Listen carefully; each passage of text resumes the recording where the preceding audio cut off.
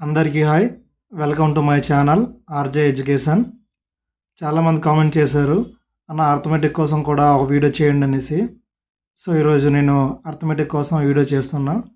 ముఖ్యంగా RRB group D 2025లో ఇప్పటి వరకు జరిగిన అన్ని ఎగ్జామ్లలో మనకి ఎక్కువగా ఈ టాపిక్స్ నుండి ఎక్కువ ప్రశ్నలు రిపీట్ అవుతున్నాయి.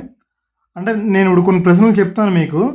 ప్రశ్నలు ఇవి కాదు, అంటే సేమ్ ప్రశ్నలు వస్తాయి అన్నది కాదు, కానీ కాన్సెప్ట్ అయితే ఇదేని. దీనికి మించి ఎక్కువ ఎక్స్ట్రా అడగట్లేదు. సో ముందుగా చూద్దాం. ముందుగా అర్థమెటిక్ మనకి 25 మార్క్స్ అనమాట మొత్తం మన ఆర్ఆర్బి గ్రూప్ డిలో. ఇక ఈ 25 మార్క్స్లో లాభ నష్టాలు అనే టాపిక్ నుండి మనకి ప్రతి షిఫ్ట్లో 3 నుంచి 4 ప్రశ్నలు వస్తున్నాయి. ద నెక్స్ట్ శాతాలు పర్సంటేజెస్. ఈ శాతాలు అనే టాపిక్ నుండి ప్రతి షిఫ్ట్లో 1 నుంచి 2 ప్రశ్నలు వస్తున్నాయి.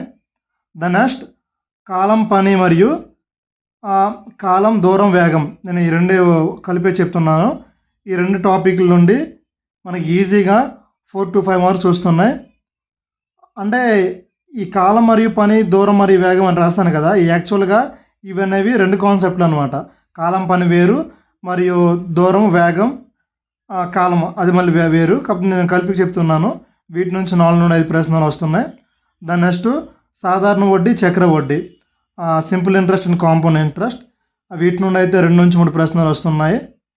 దాని నెక్స్ట్ సంఖ్య వ్యవస్థలో భాగంగా మనకి ఎల్సిఎం అండ్ హెచ్సిఎఫ్ నుండి, అలాగే ప్రధాన సంఖ్యల నుండి 2 నుంచి 3 ప్రశ్నలు వస్తున్నాయి.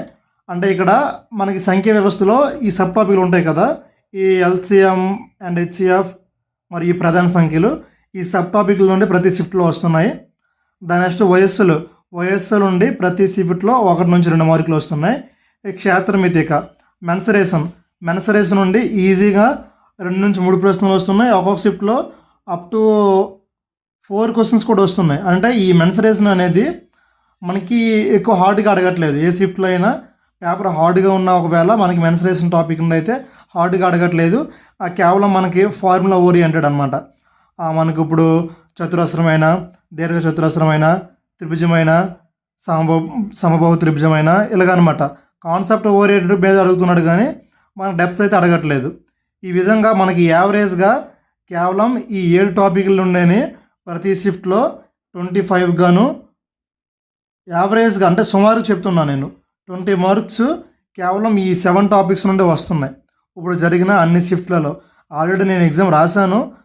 December 15th మొదటి షిఫ్ట్ రాశాను నేను.